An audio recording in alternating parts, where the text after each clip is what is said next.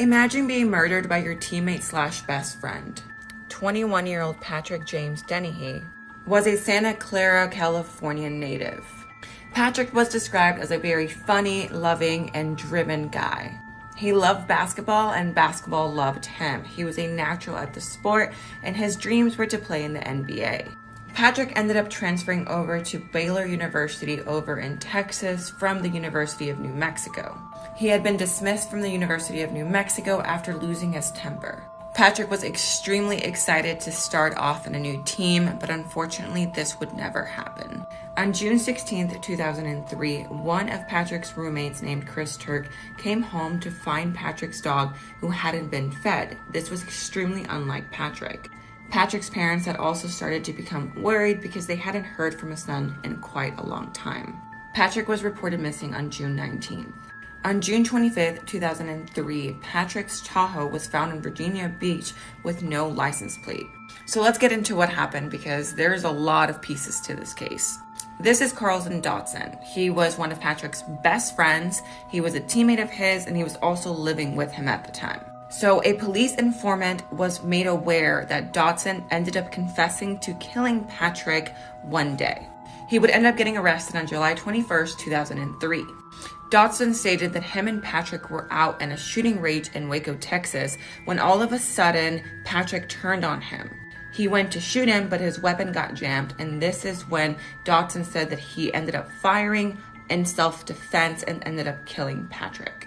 Before all of this took place, Dotson and Patrick had been telling their coach, this one right here, Dave Bliss, that they were feeling threatened and that their lives were in danger. Nothing was done about this, so the two men decided to take matters into their own hands. Patrick and Dotson went ahead and bought weapons and would go to the shooting range to learn how to be better with the weapons. After confessing to the murder of Patrick, though, he stated that he was hearing voices and visions and all of these different things. His version of the story of what happened that day didn't match up with the evidence found at the scene. Dotson gave authorities different location Patrick's body could be, and by the time the body was found, it was so incredibly decomposed that it was incredibly hard to figure out if that was him or not, but they were able to figure it out. Through this investigation, things got crazier as information on the coach came out.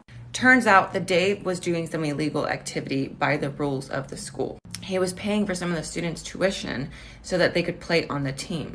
Dave was recorded and the stuff that he said was despicable.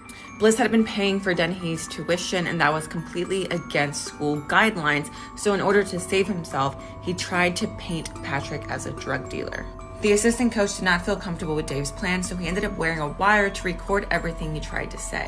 One of the things that was said was, quote, "We can get out of this. There is nobody right now that can say we paid Pat Dennehy because he is dead," quote. He would end up gathering the basketball teammates and stating that it doesn't have to be the same story, just the same ending.